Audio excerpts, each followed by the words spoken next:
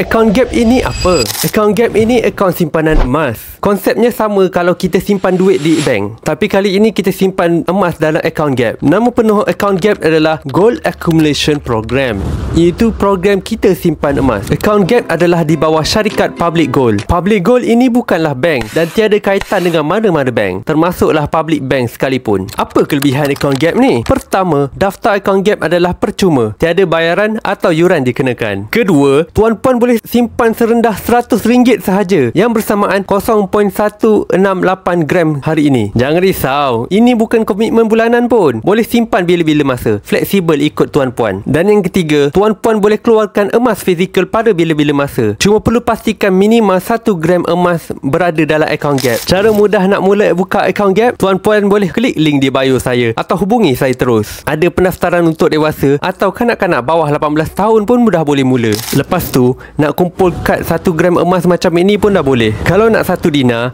perlu kumpul 4.25 gram dalam account Gap. Nak 10 gram emas pun boleh, cuma perlu kumpul dalam account Gap. Cukup kumpul 10 gram dah boleh keluarkan. Simple kan? Nak saya bantu? Boleh klik link di bio atau hubungi saya terus. Tengok tutorial pin video di profil saya.